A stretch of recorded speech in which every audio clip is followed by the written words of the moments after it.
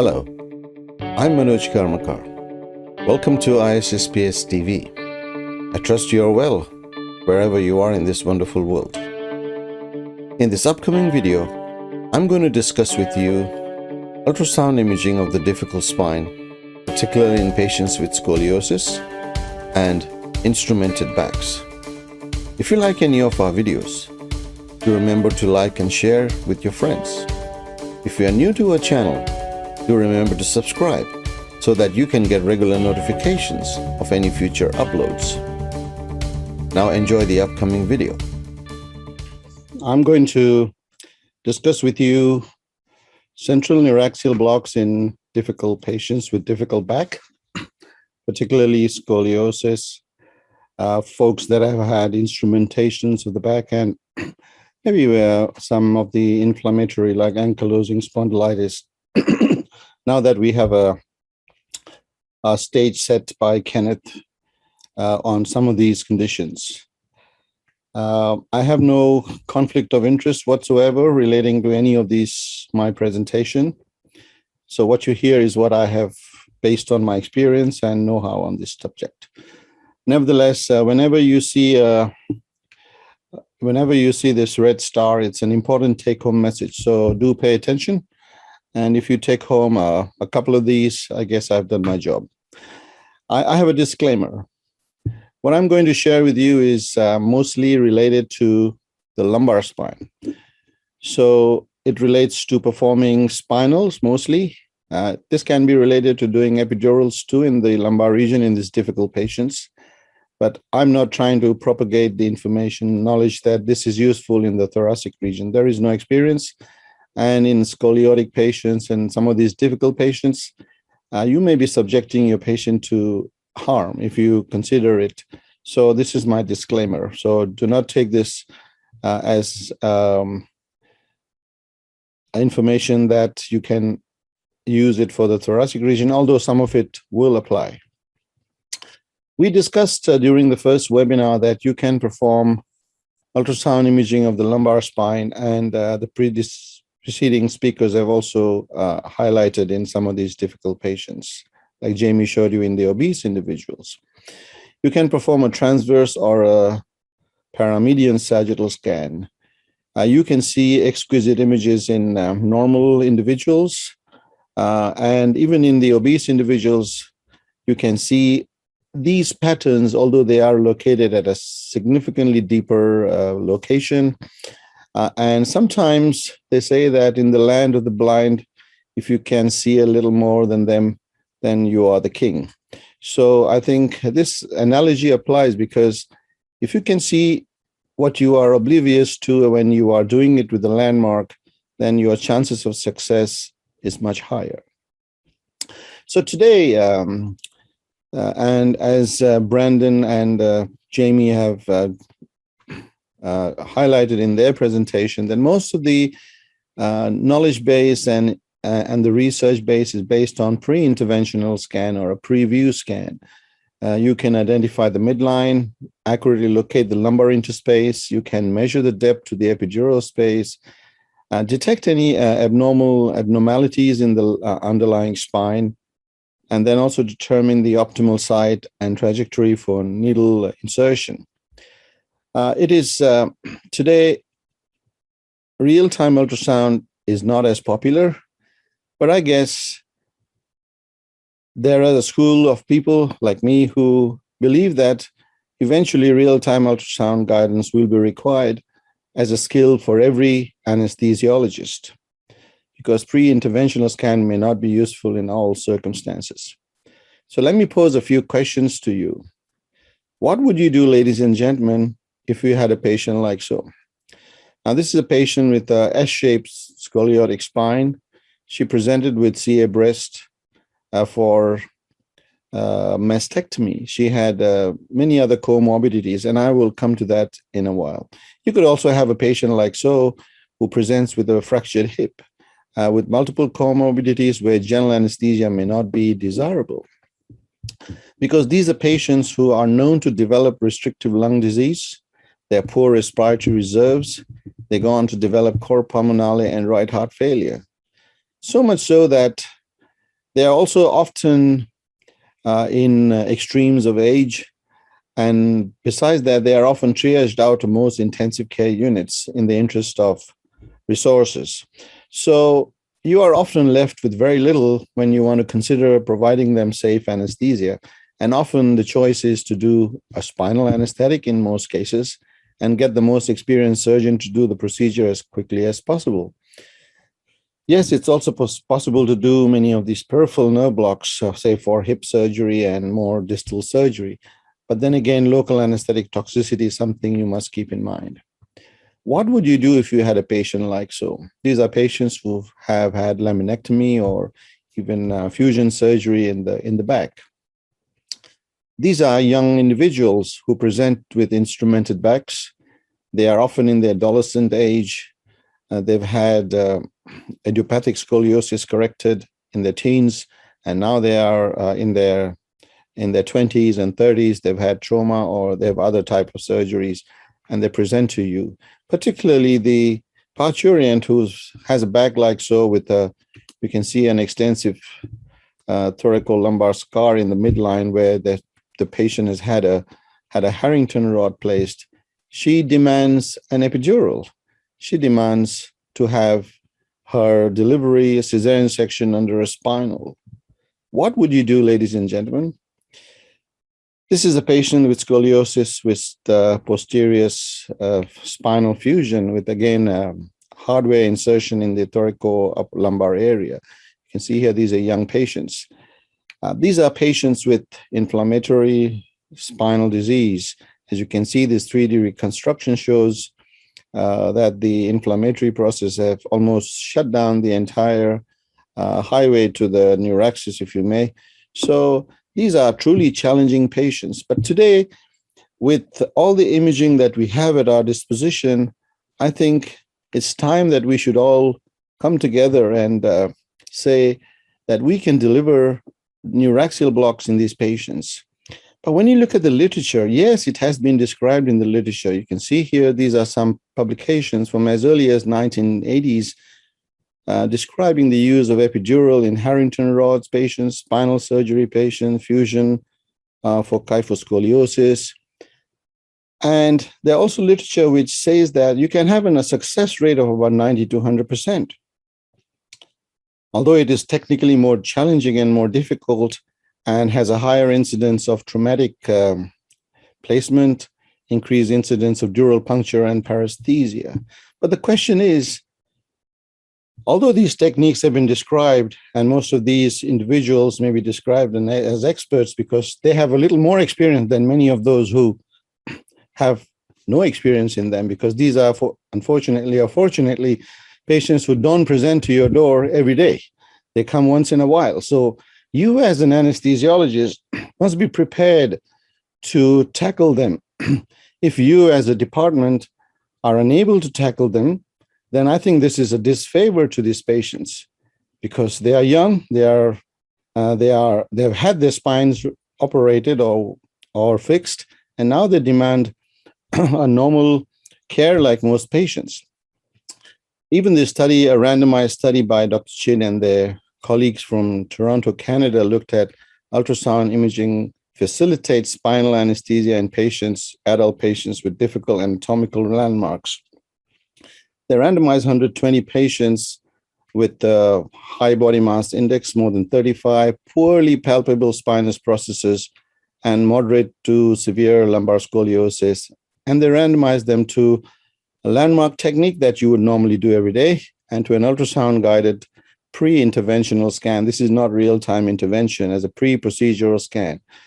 Not surprisingly, the first attempt success was much higher. The needle attempt were lower. A number of needle passes were less frequent.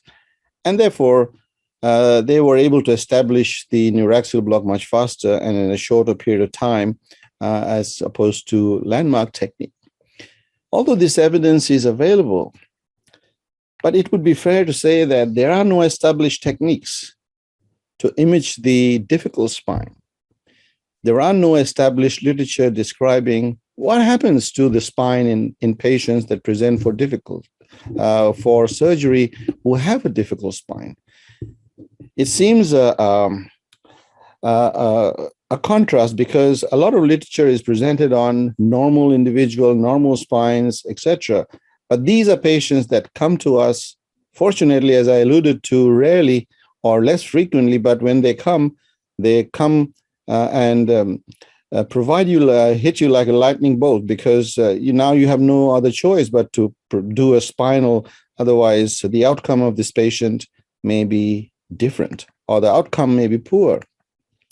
And a key or to success in these patients is truly understanding the pathophysiology of the spine in patients with scoliosis or instrumented backs.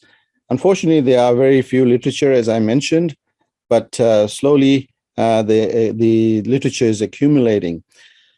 Now, as Kenneth already described to you, when you look at scoliosis, we all know there is a tilting of the vertebra, or there is a rotation in the axial axis of the vertebra. So this produces the defect of scoliosis. Now, this is the same picture that Kenneth put up from Dr. So. You can see that the vertebra is rotated anti-clockwise in this image description. You can see here. So the articular processes to your left is much higher than the articular process or the costo-articular intervention or the lamina on your right here. So this produces a rotational defect, and thereby you can see that it produces the curvature of scoliosis. Like in this case, the patient has lumbar scoliosis. And this is a patient that may present to your door where you have to perform a spinal anesthetic. Remember that we talk a lot about the convex and the concave side. Yes, the convexity occurs towards this side. The skin is usually, this is where you see the hump of the patient. And this side is often flatter. There's often crowding of all the bony elements, whether it is the transverse process, the lamina, or the articular process, or the interlamellar spaces. There's much narrowing. And I will come to that later as to how the osseous anatomy or the landmarks that you are familiar with varies on one side or the other, and which side should you be preferring for your intervention. Now, as I mentioned, in this blue book, you have a detailed technique of how you can image the spine in a neuraxial block in a patient with scoliosis. A lot of credit goes to my colleague, Dr. Wing Hong Kwok, who is not with us, working with us today, but he's in another hospital. But I think some of these concepts that we have built together and is some of the, what I'm going to show you is partly his work. So a simple way to look at it is the water phantom, as I described for you, to learning the osseous anatomy of the bony spine in a normal spine. Now you can see here, this is a scoliotic spine that we've put under a water bath. And then we scanned it from the thoracic to the lumbar level. And it was very easy to determine what we often found. Now you can see here that we have a lumbar model and a thoracic model. It's very simple. It's a water bath. You can see there's actually a drill attached to it, but not that the drill is going to, it's just to keep it steady. You can see the thoracic spine is rotated in a clockwise direction, and the lumbar spine is rotated in a clockwise direction to your perspective. So you see that the articular process and the transverse process on your left here is much higher than on the right. So this produces an asymmetry in the position of these osseous elements, as well as the position of the spinous process. Now, if this were to be the midline, you can see here the spinous process is actually deflected to your right in this case. As I mentioned, I'm not going to talk to you about the thoracic spine because I don't encourage you to do ultrasound-guided thoracic epidurals in scoliotic patients. It's maybe fair to say that there are very few indications for it. But anyway, my disclaimer is that. So the first thing you need to do, irrespective of what the patient has, if the patient comes with you and has a lumbar scoliosis, you need to first identify where the spinous processes are located, because they're under the skin. And by identifying the spinous processes, you will know which way the spine is tilted or which way the spine is rotated. will come later on. So first is you palpate for the spinous processes. They may not always be easy, but you can palpate for them. Or if you can't palpate for them, you can look for the spinous processes as we were able to do with the ultrasound. And I showed you the transverse spinous process window. Once you identify the spinous processes, you connect the spinous process together to produce what is called a spinous process line. Now, this is not a line we have developed. I think, in fact, this literature was described by Dr. Suzuki from Japan many, many years ago in the journal of, in one of the orthopedic and spine journals, and I will come to that later. So if you're looking for the spinous process, then this is the sonographic character of the spinous process with the shadow you will see, and then you place a mark relative to that spinous process. So in essence, in a normal spine, you should see a relatively straight spinous process line. Now, this is not always true, and a lot of this was discussed in our first webinar, that the spinous processes are not often lined up in a straight line. There is some variation in the position, but in generally they are quite close to the median plane, if you may. So they are quite close to the median plane. However, when there is scoliosis, as you will see here, that there is a significant deviation from the midline. So you will see that the spinous process line is more crooked, want of a better word. You can see it's more deviated and curved, as you will see here. And if you remember, Dr. Shia mentioned that you should do the intervention, your scan, relative to the spinous process line, because this is the fundamental, one of the fundamental basis of your being able to obtain a good image in a scoliotic patient, particularly when you're doing spinals in the lumbar region. Once you know the curvature, if you perform the scan in relation to this spinous process line, your image that you will see should be normal, like a normal individual, because now you know you're not performing the scan relative to the median plane, but you're performing the scan relative to the spinous process line. So hope you have understood that. Next is you, as I said, if you do a transverse scan, now we have found where the spinous process lines are and where the spinous process line is. Now place the step 3 is to place the transducer perpendicular to the spinous process line, as I am doing here, just to show you in a cartoon.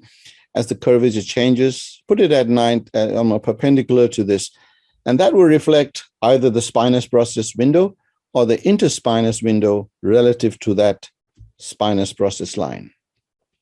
Now, this is just to highlight to you what actually happens. You see there's rotation in the vertebra, so you can see this articular processes are higher. So this is the lamina, and the articular process on your left is higher than this. So this is a telltale. So therefore, if you do a preview scan in a patient, and you, as I mentioned in my first talk, if you see asymmetry in the position of the articular process like so, then the patient has an underlying scoliosis. Also, the spinous process you can see here is deflected more to the right here. Okay, so if you were to insert the needle relative to the midline, you can see that you're only going to hit bone. You're never going to enter the spinous process, the spinal canal, even if you were to insert the needle through the interspinous space. The only way you can advance the needle to the spinal canal through the interspinous space, if you knew what is the degree of rotation of this vertebra relative to the midline. So this is just to show you how you can find out the degree of rotation in the vertebra. Now, if this is a scan right in the midline, as I'm doing here, in the median plane, so this is the median plane, and I perform a scan, and you see that the spinous process is rotated. Okay, in this video, you can see the spinous process is rotated in the other direction. Now, there's an anti-clockwise rotation where the articular processes on your right are much higher than the articular process on the left. So this is an anti-clockwise rotation, and the spinous process is more to the left of the midline in this case. If you did an interspinous scan, you will see the articular pillars are again higher on the side. It was the same patient as before, but you can now see the anterior complex and the spinal canal in the depths of this structure. Now, although the lamina and the spinous processes are deviated to the left, but this is the interspinous window. Now, this is an important window to keep in mind because there is no single intervention that is useful for performing spinals or epidurals. You must use the window that gives you the best visibility of the spinal canal or the epidural space, if you may, if you're doing an epidural. That would be common sense.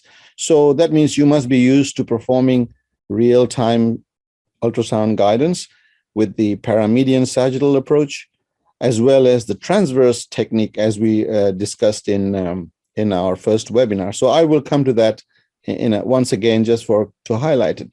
So now you can see that it is now rotated. But how do we find out what is the degree of rotation? And this is again highlighting to you that if you insert the needle relative to the midline, you're not going to enter the spinal canal. You're going to hit the lateral elements of this vertebra, in this case, the lamina or the articular processes, etc. So the next step in this transverse scan protocol or step is to determine the degree of vertebral rotation. Suzuki and colleagues described a technique of rocking the ultrasound transducer. You rock the transducer until the lamina and the facet joints, which are now at an abnormal position, come to the same level. That means you counteract the asymmetry that you are normally seeing in your preview scan. What I mean by that, I will come to in a moment. So that means if the articular processes were asymmetrical, you take a maneuver of rocking the transducers until you can see them symmetrically in the ultrasound image. So much so that the interspinous view is now normalized. So this is called a normalized view. The amount of rocking that you do in the transducer will tell you what is the degree of rotation. And Suzuki, and this is from their paper, you can see here, he's got a transducer in hand, and this is called an inclinometer. This inclinometer tells you the degree of tilt or the degree of rocking that you do to the transducer till you can see that the lamina or the transverse processes are at the same level. So now he has counteracted the abnormality that was underlying. So this is the degree of rotation, and this was the basis of the paper that they published from the Kyoto University. And you can see here, and they go at length to discuss why this can be very useful, because this is non-invasive, very simple. You can do it at the patient's bedside, and you can get accuracy, which is sometimes even superior to that when you do it with CT scans. So now this is a cartoon to try and demonstrate to you, okay? So now we have normalized. Now that asymmetry that you saw previously is normalized. How do you do that? You just have to rock the transducer. That means you can see here, the transducer is being rocked. That means rocking the transducer is, take for instance, if this is my phone in front of you, if you see the transducer, rocking the transducer is just, you're moving one end of like this end here, I can just rock this left side, or I could rock the right side. So if I rock the transducer so much and I have an inclinometer attached to it, it will tell me this is the degree of rotation that I've achieved. So now you can see this is asymmetrical, and now they have become symmetrical. So that means the transducer has been rocked through a certain angle, and this is the angle at which you must insert the needle. And conceivably, if you insert the needle in this direction with the interspinous view, then you will enter the thecal sac. Easier said than done, but in principle, you can now see that we can see what is the degree, what is the tilt, and what is the rotation in the lumbar vertebra. So the spinal needle should be inserted. So you now know the trajectory at which the needle should be inserted. Now this is the midline here. Here it would be the midline. So you are to the right and it's tilted in this direction. So the needle insertion point would look rather bizarre, and I will show you that. But you must trust that angle and insert it in relation to that. You can also do a sagittal scan. Now, the preceding discussion was with relation to transverse scan, how to identify the tilt in the vertebra and the rotation, and therefore determine the trajectory at which you can insert the needle into the thecal sac. Now, when you do a paramedian sagittal oblique sagittal scan, you often have to do this oblique slight tilt in the transducer to insonate the beam through the wider part of the interlamellar space, so much so that it produces this very typical paramedian sagittal oblique view with the posterior dura, the posterior ligamentum flavum, and the epidural space. Anterior to that, in this acoustic window, you can see the thecal sac with the coda equina and the anterior complex. The anterior complex, when we do spinal sonography in difficult patients, can be quite useful. Although, as Jamie alluded to, in the very obese individual, it can be quite difficult to even insonate the anterior complex. Now, assuming that the anterior complex is visualized because the ultrasound enters the spinal canal and therefore insonates the posterior longitudinal ligament, the anterior dura, then if you see the anterior complex, then there is an opening in the interlamellar space. So that is a telltale sign to you. So if you are an experienced individual, this is all the information you need. You said, okay, at L3-4, I can see a part of the anterior complex. So my chances of success at L3-4 are higher than at, say, L2-3 or L4-5, where you're not able to see the anterior complex. So we can also do a paramedian sagittal scan. And the paramedian sagittal scan is done parallel to the spinous process line.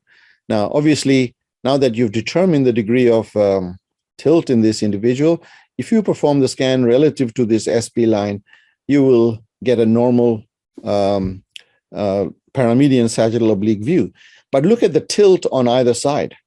The tilt, the paramedian sagittal tilt that you have to perform on, say, this on the convex side, if you may. This is where the hump will be, much closer to the skin. You will see that the tilt is much lower than on the concave side, where you can see that the tilt is much higher.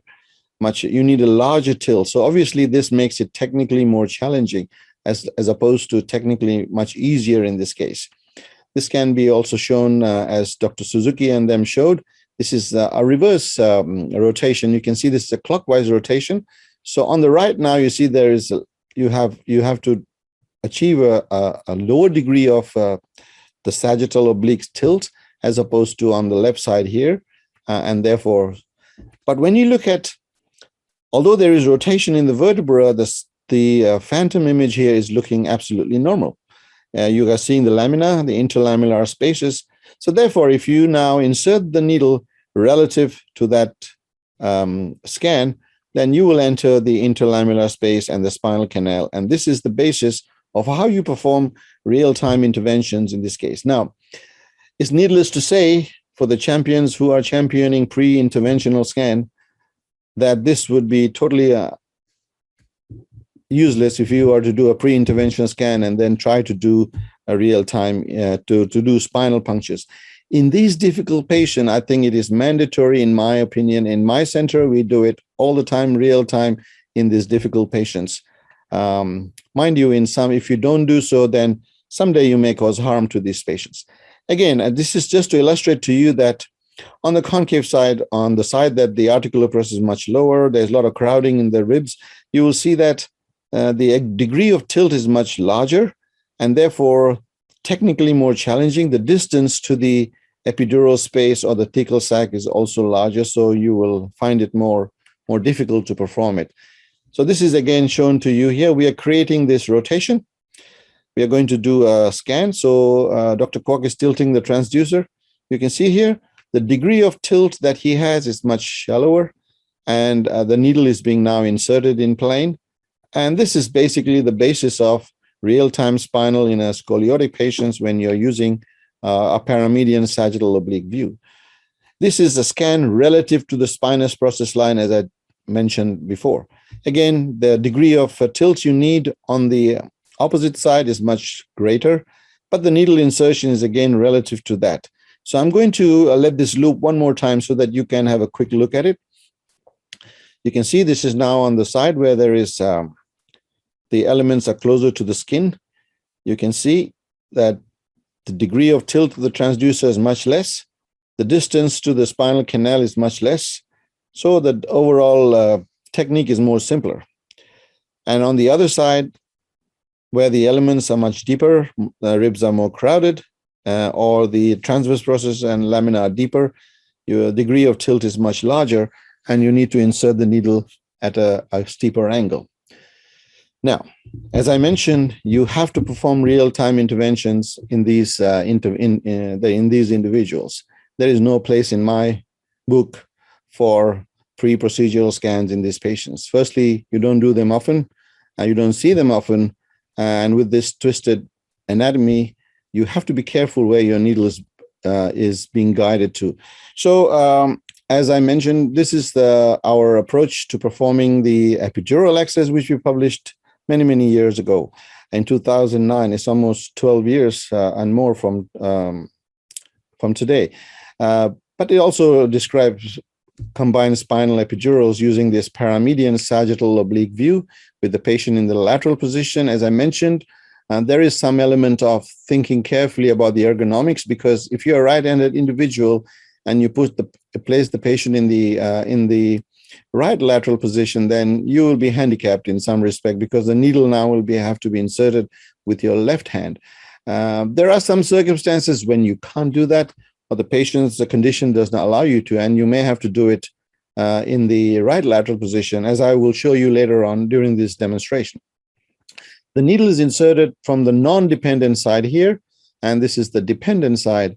And the non-dependent side, because it's ergonomically much simpler, because your transducer is right in front of you and you can see where the needle is entering the skin, as opposed to when you're doing it on the dependent side, and it's kind of difficult ergonomically to see where your needle is being positioned relative to this thick, low-frequency transducer that you have to often use.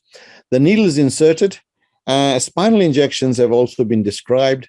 It can also be performed in the sitting position, as I showed you in my first webinar. This is just a quick recap. Maybe performing them in the sitting position is also an alternative. So it depends on individual preference, and CSF efflux may also be a little bit easier. What you will see here is that the needle here has been inserted in plane. It's in the epidural space. Of course, needless to say, ultrasound resolutions are not so good to see this every day of the week. Occasionally, you may see one patient like this, and this is what I'm presenting to you, but every day you're not going to see this image. Nevertheless, just to highlight to you that the needle has to be inserted through the interlamellar space, but look at the depth at which the dura is located here. It's about 5, 4, 3, 2, 1, 5 centimeters. So the hub of the needle is about 5 centimeters on top of where the needle tip enters the thecal sac. And I think this is a big issue. Not many clinicians in anesthesiology understand this or pay much attention to. Why? Because they don't do these techniques. And when I describe this to many people, they seem to just turn their backs because they don't believe in it. But let me show you. This is a spinal needle that has been introduced from the non-dependent side. And you can see here, this needle has been introduced through an introducer needle. It is a 25 gauge spinal needle with a very high internal resistance to start off with. And if this were the midline and this is your this is your right side of the back, you can see I've already spoken for nearly a minute, and you haven't seen the CSF efflux from all right, there you go. Yeah, the first drop of CSF. So CSF efflux can be very slow. And mind you, this is a relatively healthy 30, 35-year-old individual. Imagine you had an elderly person with some dehydration, with in the lateral position. These are individuals who are known to have low CSF pressures. CSF pressures in the lumbar region, in the lateral position, can be as low as 0 sometimes, or even 0 to 2 centimeters of water is a normal grams, normal CSF pressure. Now, if the hub of the needle were 5 centimeters from where the needle tip enters the thecal sac, you don't have any hope to see any CSF emerge from the hub of your spinal needle. So my message to you is that dry taps may be more common than you think it is. So those of you who are interested, I would point you in the direction of this journal, of European journal, where we described our experience with dry taps when performing paramedian sagittal spinal injection and the mechanisms and physiology behind it. We found that about 10% or more of individuals will have dry taps, frankly, dry taps, no CSF efflux. You will have slow CSF efflux in another 14%. So therefore, 1 in every 4 individuals, you're going to see some difficulty if you perform it from the non-dependent side. Now, so we have described this alternative approach, the TIPD technique, which is a transverse, because it's a transverse scan. It's in plane. It's coming from in plane to the transducer or the ultrasound plane, and it's from the dependent side to try and circumvent this issue of low CSF pressure. I showed you this in my first presentation. This is a transverse scan with a slight offset to the contralateral side so that you don't have to insert the needle too far laterally. So this is the point of it. This is about where the midline is located here. And then you insert the 25 gauge spinal needle through the introducer needle. So the introducer needle is used as a surrogate to help you aim for the thecal sac, if you may. Now, this seems far cry from the images that Jamie showed you, but this is some of the benefits of living in Asia. You can see here the needle has been inserted. It's in the erector spinae muscle. Now the spinal needle is inserted through it. Being a 25 gauge needle, you're not going to see it, but you can see here it's now entered the thecal sac in the transverse view. It's on the dependent side. And as Dr. Pon Patra here, you can see she was doing this. You can see there's a good CSF efflux. We have indeed performed a randomized study comparing the two techniques, and hopefully we will publish this data in the near future. There are other techniques which other researchers have described, and I think may have some advantages when you look at performing real-time spinal. This patient is seated. This is not a paramedian sagittal oblique scan. It's a paramedian sagittal scan with a slight twist, as you can see. They have pivoted the medial, the cranial end of the transducer medially. So that at one end of the image, you will see the spinous process, and at the other end, you will see the lamina. This is better visualized in real time. So they found a success rate of 97%. And if you don't have to perform the tilt, then it sometimes adds a degree, it takes out a degree of difficulty of performing the intervention. That's what I'm trying to say. So if you are trying to do real-time intervention, try this out. You may find this suits you better than doing the oblique scan. Although I personally prefer the oblique scan because you get a better view of the interlaminar space. You can also perform real-time through the L5-S1, and a lot of debate has gone into this. And the L5-S1 is a very important location, particularly when it's a difficult back. When you have scoliosis, instrumented back, this may be the only highway to the neuraxial space, or as I often say, this may be the only stairway to heaven to get you out of trouble when you're ducking and diving with these difficult patients. And I will show you that. Now, just to highlight again, this is an article that Dr. So and I wrote at the British Journal of Radiology. This is again highlighting what Dr. Shia mentioned to you, that there's a lot of complementary imaging available in these patients that you should review.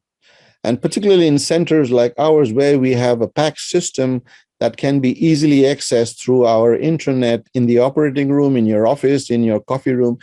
While you're planning this procedure, then you can quickly review their CTs or the MRIs, and with CTs, you can also render their the three-dimensional images, looking at the structures in different planes, and find out which is the best interlaminar or interspinal space for me to choose in this patient to perform the intervention. So it goes a long way in achieving success in planning the neuraxial block, particularly with the technique and the approach you use. So you should start to become familiar with your PACS system and some knowing how to render DICOM data. Somebody asked the question whether you can use third-party software to render some of these images. Yes, there is a free online software available called Osirix, which you can download and render any kind of DICOM data in your comfort of your computer. So now take for instance, I'm going to show you a few images of how you do it in scoliosis. In my next half of my presentation, I will focus only on these difficult patients, particularly in showing you videos how we do these interventions. But as you can see here, this patient has quite significant lumbar scoliosis. And you can see here, the convexity is on this side. We've done the SP line, we've connected it, we've performed some transverse scans. And then we are now, we have determined that the image is best at this side, although it's the convex side, but you can see here, the image I'm getting is the best. Although I know that sometimes the convex side, not so much in the lumbar region, but in the thoracic region, you will find, again, maybe I shouldn't talk about this, in the convex side, where the hump is, applying the transducer without getting an artifact is quite challenging. So much so that you have to apply a lot of gel to circumvent the area of poor contact. In contrast, in the concave area, the skin is much flatter and it's easier to apply the transducer. But as I mentioned, the neuraxial elements or the spinal elements are more crowded. The acoustic windows are much narrower and they are much deeper. And also there are some MRI evidence that the spinal cord is also shifted to the concave side from the convex side. So that means on the convex side, as you are seeing here, the spinal cord or the neural elements are away from the epidural space, if you may. So you can see here under strict asepsis, we don't use any ultrasound gel.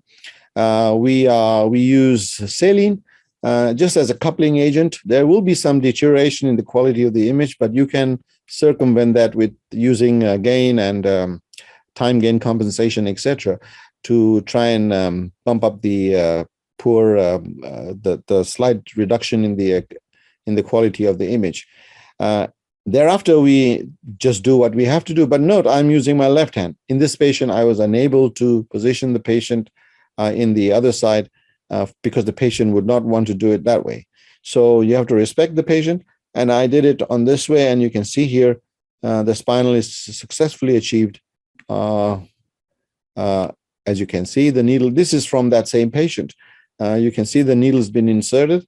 We targeted the L4-5 in this case because this is the L5-S1, and the spinal injection was the spinal tap was successfully achieved, and anesthesia was performed. Again, now you can see here that we are performing the paramedian sagittal scan relative to the SP line here. Look, the transducer is almost looking at the posterior superior iliac, the iliac spine here.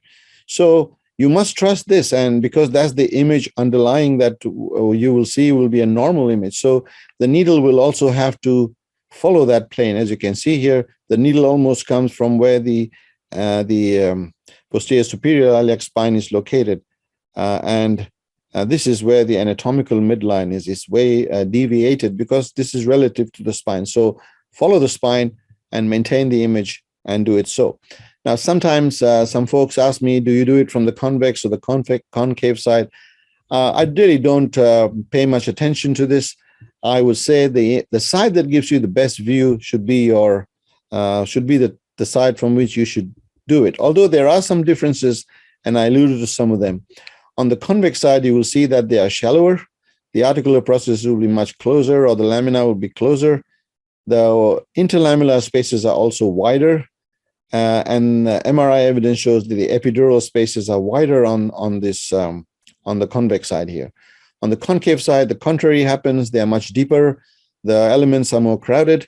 The distance to the neuraxial elements are much deeper, and the skin is much flatter on the concave side. So this can be a plus, but the other elements are actually, others are a hindrance, if you may, for epidurals or spinals.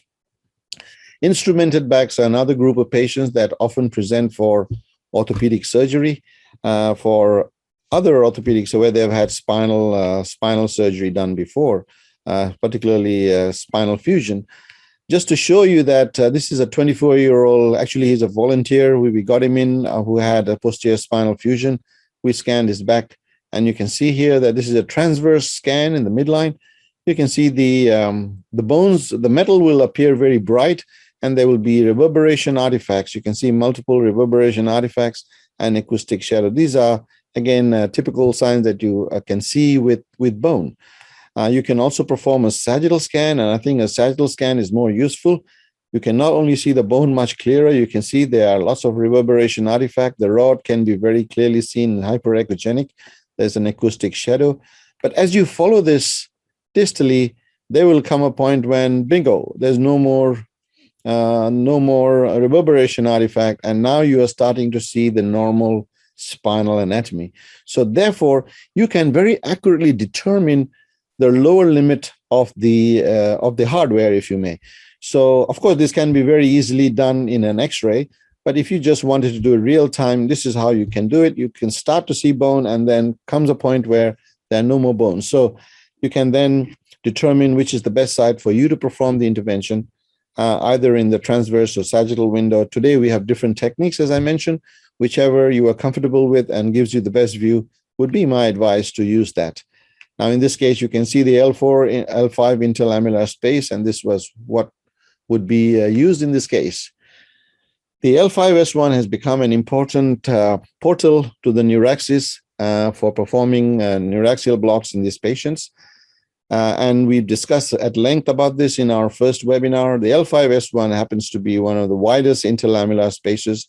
And fortunately, I think God's grace, I often say God is great because he left this L5S1 open for me to perform this spinal in this difficult patient. It's interesting how often you have everything else shut down. You can't see any neuraxial window, but you scan distally, you find the L5S1 is open. Maybe it's good for the patient, and we perform the intervention through the L5S1. So this is just a quick recap. You perform a paramedian sagittal scan. This patient has a scar here, so you can see some artifacts here. But you can see the large flat surface of the sacrum and the lamina of L5. This is also how you count L5, L4, L3, and so on and so forth. So this interlamellar window is the L5S1, and through which we can very easily perform neuraxial intervention. But do remember that this is at the lower end of the spinal canal. The dose requirements of your for your spinal, depending on the level you want to achieve, may have to be adjusted. And you can see in the MRI there's very good correlation. Also, as I mentioned before, that the sacrum is closer to the skin at this level. So it's also because it's directed backwards. So the L5S1 is much closer to the surface of the skin than maybe L3, L4. Okay, so we can also use a transverse scan because in some individual who have instrumentation or hardware, then you might have to have an alternative way of finding the L5S1. This is a transverse sequence from the sacrum all the way up to the L3-4 level here, L3-4 level here. You can see this is a median sacral crest, the sacroiliac joints on the side. As you scan proximally, you will enter the L5S1 gap. So this is the posterior dura, the anterior complex. Look, it's a very wide anterior complex with the lateral pillars, which are the articular processes, and even the facet joints can be seen here with a short transverse process. Then the next will be the L5 spinous process, L4-5 space, L4 spinous process, and L3-4 space, so on and so forth. So then if you have a hardware at this area, then all you need is to just find this window and perform the intervention. And this is what you will see here. You can see the median sacral crest, and just as you slide the transducer cranially, you will see so this is the median sacral crest for you. And as you slide the transducer cephalad, boom, you can see the thecal sac with the anterior complex here. So this is the L5S1 for you. This is a work that we did with our colleagues in Thailand, with the University of Songkhla and Chulalongkorn and Mahidol University. We showed that if you perform a transverse scan, it's superior to palpation, and there's a good correlation with fluoroscopy when you perform the transverse scan. Particularly, outcome was to identify the L4 spinous process and it's more accurate than palpation method. So you can either use the sagittal or the transverse view, but depending on your patient, sometimes the sagittal view may not be possible because of the hardware. So this is what I have mentioned so far, that although the L5 is the largest interlamellar space in our training programs, or I was never taught to do a spinal knowingly through the L5S1, as I always say. I may have done it many times, but I wouldn't know if the spinal actually went through L5S1. But it being the widest lamellar space is a very useful and has been used in many difficult patients as described in the literature. However, again, we have experienced a lot of dry taps in these cases, and we discussed why this may be the case. And paresthesia is also very frequent, and why not? Because if you look at the cauda equina, it is laden, the L5S1 is laden with these, the equina, if you may, the nerve roots, and these are all packed very densely in the L5S1 space. So you will often find that paresthesia. So it is advisable you do not poke around with the needle too much, because you may enter one of the cauda equina nerves. So L5S1 here, you can see the sacrum, the fused elements of the other, and I will come to that. And being very close to the skin, it's not a very difficult proposition. So the concluding remarks are that I think if we can perform spinals, epidurals in this patient, it's a step in the right direction. This is an advanced level skill, so it requires a sound understanding of not only the sonoanatomy of the spine, but particularly in these abnormal spinal cases. So pathophysiology of scoliosis should be understood well. You should take small steps. You shouldn't be expecting to be able to do all this in overnight. As you will already understand that there's a wealth of information here, you should take small steps and make small goals for yourself and achieve this over a year and two. We've achieved this over a decade or more. So, but the fact that we are sharing this to you over an hour, it's already shrunk your learning curve. So keep that in mind. Adequate dexterity in performing these interventions is important. It may look very simple to you when you see these videos, but I can bet my bottom dollar you will find it quite challenging as you start this journey. But it's important to start the journey somewhere that you can aspire to achieve. So if you keep at it and keep it simple and stupid at first, and then move on in your skills, then you will definitely achieve greater heights. I have no doubt in that. As a pre-procedural scan, and I showed you that you can use it to detect rotational defects. Now, when we do airway assessment, Mallampati scoring has become a standard of care, by which we judge whether it's difficult difficult airway intubation, and so on and so forth. There's a lot of literature with it. When you plan a spinal, do you look at the back? Now, I didn't ask you, do you look for difficulty? I asked you, do you look at the back? Many a times, you don't even look at the back. You look at it for the first time when the patient is in front of you. So pay some attention at some of these features. I think maybe in the future, when you, as someone was saying, should we be doing pre-procedural scan in almost every patient? I encourage everybody to do pre-procedural scan, because these are the kind of things that you can pick up if you have the knowledge. As Professor Morigal says, if the mind doesn't know, the eye does not see. So if you don't know that asymmetry of the vertebra is a telltale sign of rotation, even if you did the scan, you would not see it. So learn these basic things, and I'm sure you will be able to achieve greater heights.